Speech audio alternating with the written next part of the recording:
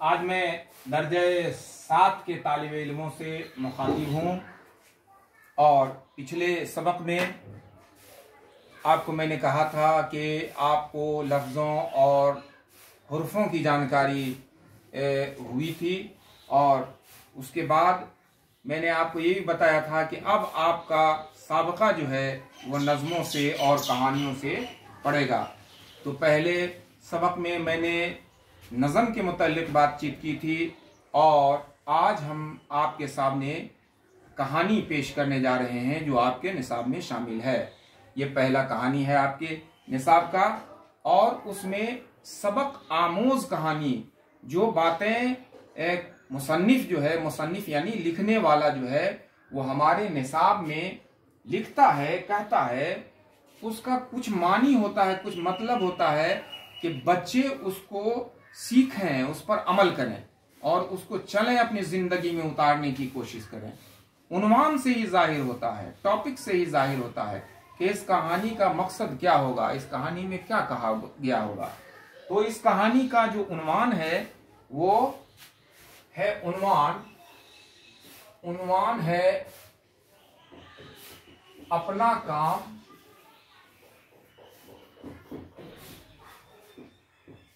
खुद करो।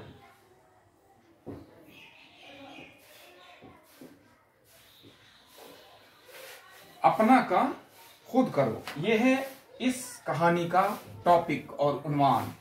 और इस कहानी के जरिए मिसाल दे करके हमें समझाने की कोशिश की गई है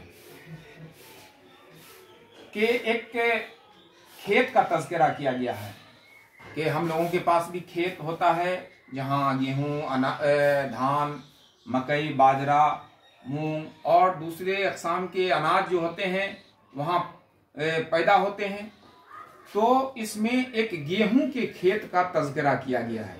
आजकल जैसे गेहूं कट के आया है, अभी कट के आ रहा है और उसकी तैयारी हो रही है। तो उसी तरह से एक किसान के खेत में गेहूं का पौधा लगा हुआ था और उसमें चिड़िया के छोटे छोटे बच्चे रहते थे। ये चिड़िया जो थी, बच्चे की माँ, वो दिन में उस बच्चों को उस गेहूं के खेत में छोड़ देती और दाना चुनने के लिए कहीं दूसरी जगह चली जाती। बच्चे वहीं इस खेत में खेलते कूदते और अपने वक्त को गुजारते थे। कुछ दिन गुजर गए और गुजरने के बाद अब चिड़िया के बच्चे भी बड़े होने लगे थे और इतने बड़े भी नहीं हुए थे कि वो उड़ सकें। एक दिन की बात है कि चिड़िया दाना लाने गई थी तो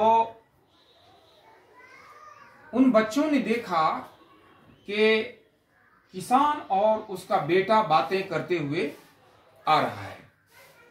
और जब वो खेत के करीब पहुंचा तो अपने बेटे से गेहूं का एक पौधा उखाड़ करके दिखाते हुए कहा कि देखो बेटा, जब गेहूं पक जाते हैं तो वो इस रंग के हो जाते हैं और ऐसे हो जाते हैं।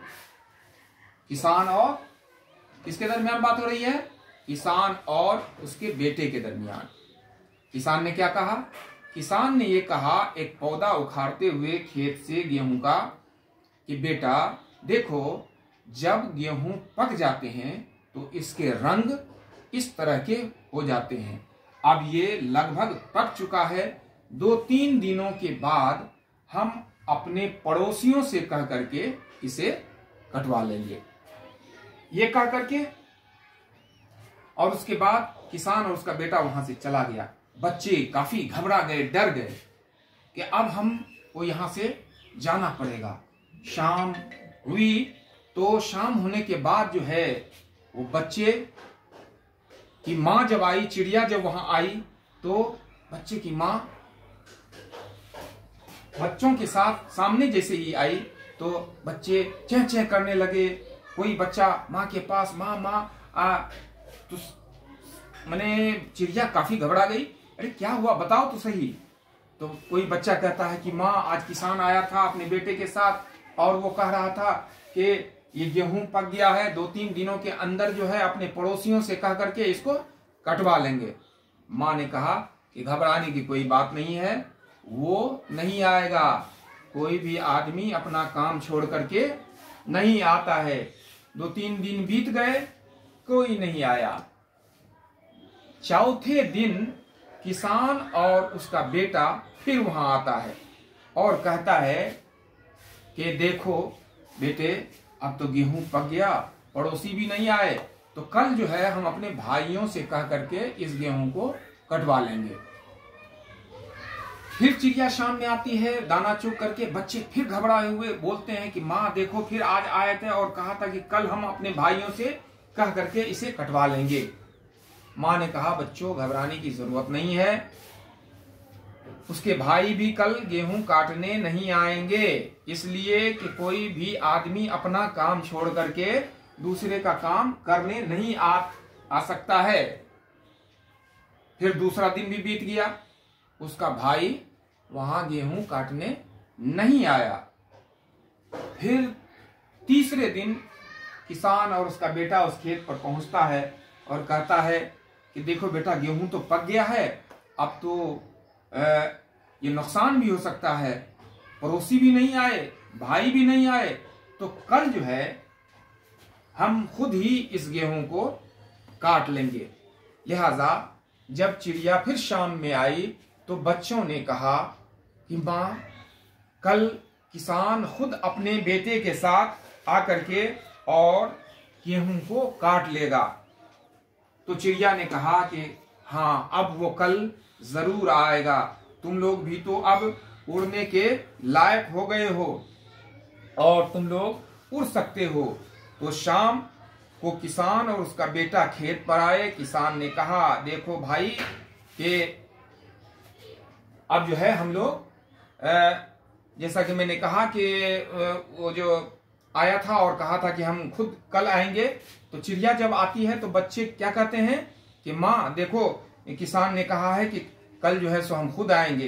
तो चिड़िया बोलती है कि हाँ, अब जो है किसान जरूर कल आएगा, अब तुम लोग भी उड़ सकते हो, तो इसलिए अब हम लोगों को यहाँ से चलना चाहिए। और चिड़िया और तमाम बच्चे वहां से उड़ गए और फिर किसान अगले दिन खेत में आकर के गेहूं काटने लगा। तो यहाँ पर यह कहने का मतलब है कि पहले दिन जो उसने कहा कि पड़ोसी आएंगे तब इस गेहूं को काटा जाएगा, तो चिड़िया बिल्कुल इत्मीनान थी। ये समझ रही थी कि जब तक कि आदमी अपना काम खुद नहीं करता है, दूसरे लोग उसकी मदद के लिए नहीं आ सकते हैं। तो वो समझ रही थी कि पड़ोसी लोग नहीं आएंगे। फिर उसने अपने भाइयों का सहारा लिया था, तो फिर चिड़िया बिल्कुल इत्मीनान थी कि नहीं, वो भाई नहीं आएगा। और जैसे ही उसने कहा कि कल मैं आकर के अपने गेहूं को काटूंगा, तो चिड़िया को ये इत्मीनान हो गया कि अब जो है वो जरूर आएगा, क्योंकि अपना काम जब होता है तो कोई आदमी उसे छोड़ता नहीं है। लिहाजा इसका उन्माद जो दिया गया, अपना काम खुद करो, तो जो आदमी अपने काम को खुद करता है वो वक्त पर उसे कर लेता है। और जो आदमी दूसरे के भरोसे पर रहता है, दूसरे के सहारे पर रहता है, तो वो काम में देरी होती है, काम नहीं भी होता है, काम में काफी नुकसान होता है। इसलिए प्यारे बच्चों, अपने ऊपर भरोसा करो, अपने काम को खुद करने की कोशिश करो, दूसरों के सहारे पर छोड़कर, दूसरों के भरोसे पर छोड़ करके इस काम को अंजाम मत दो, इससे काफी नुकसान होने का भी खतरा रहता है।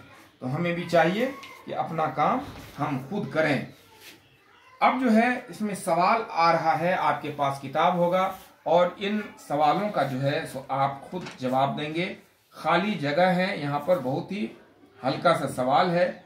चिड़िया के बच्चे बड़े हो गए थे लेकिन अभी डाइस नहीं सकते थे। ऊपर में ऑप्शन भी दिया हुआ है यहाँ पर, तो उसमें ये उड़ हो जाएगा, कि वो अभी उड़ नहीं सकते थे। उसी तरह से जो खाली जगह है, ये खाली जगह को आप बनाइएगा और बना करके फिर इसको जब हम लोग अपने क्लास में आएंगे तो उसको देखने की कोशिश करेंगे।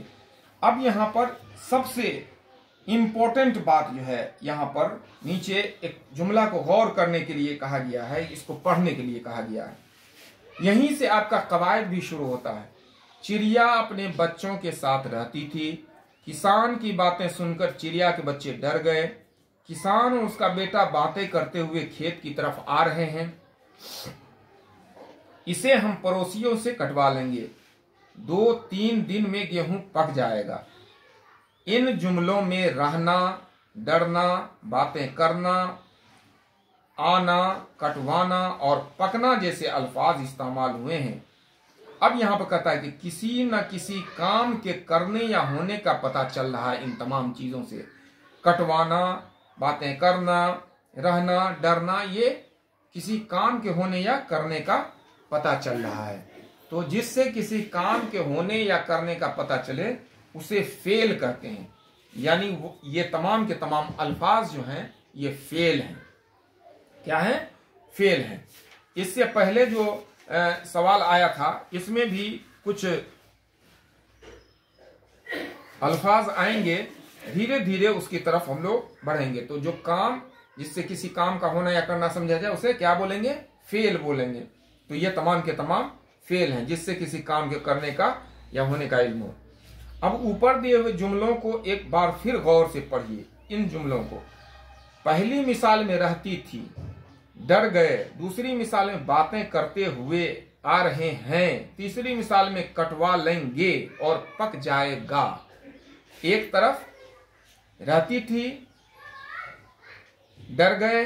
दूसरी मिसाल में है करते हुए आ रहे हैं। तीसरी मिसाल में लेंगे, जाएगा जैसे अल्फाज का इस्तेमाल किया गया है। पहले मिसाल से पता चलता है कि काम हो चुका है, जो काम हो चुका, तो और दूसरी मिसाल में काम जारी रहने का इल्म हो रहा है ना। यानी बातें करते हुए आ रहे हैं, काम जारी है अभी। तीसरी मिसाल में आइंदा जमाने में काम होने के बारे में कहा गया है, जैसे कटवा लेंगे। अभी कटवाए नहीं, कटवा लेंगे आने वाले जमाने में। गोया जमाने के लिहाज से फेल की 3 किस्में होती हैं। फेल माजी, वह फेल जिससे मालूम हो कि काम गुजरे हुए जमाने में हुआ है, जैसे चिड़िया अपने बच्चों के साथ रहती थी। फेल हाल, वह फेल, ये लिखा हुआ है तमाम की तमाम चीजें, तो इसको आपको जबान जद कर लेना है। वह फेल है जिससे मौजूदा जमाने में काम जारी है, रहने का इल्म होता है। जिससे किसान और उसका बेटा बातें करते हुए खेत की तरफ आ रहे हैं। फेल मुस्तकबल में है, वो फेल है जिससे मालूम हो कि आइंदा जमाने में काम किया जाएगा, जैसे उसे हम पड़ोसियों से कटवा लेंगे। तो ये तमाम के तमाम चीजें जो हैं आपके निसाब पर लिखी हुई हैं, और उसमें फेल माजी, फेल हाल और फेल मुस्तकबल के मुताल्लिक भी, यानी टेंस है ये, present, past and future. Past, present और फ्यूचर। तो माजी, हाल और मुस्तकबल की एक एक मिसाल आप भी लिखिए, और इन्हीं कहानी से जो सबक मिलता है उनको 5 जुमलों में आपको लिखना है। और यहाँ पर लिखता है कि इसको खुशखत लिखिए, यानी हरूफ बना करके इस बात को लिखना है। तो इन बातों का आप जो है सो याद कीजिएगा, इस कहानी को पढ़िएगा, जो सवाल है उनको बनाइएगा, और जो माजी, फेल, हाल, माजी, मुस्तकबल मैंने बताया है इसके मुतालिक आप पढ़ करके इसको याद कीजिएगा। तो आज के नशिस्त में इतना ही। आप लोग अपना ख्याल रखिए, अपनी तैयारी को जारी रखिए। बहुत बहुत शुक्रिया।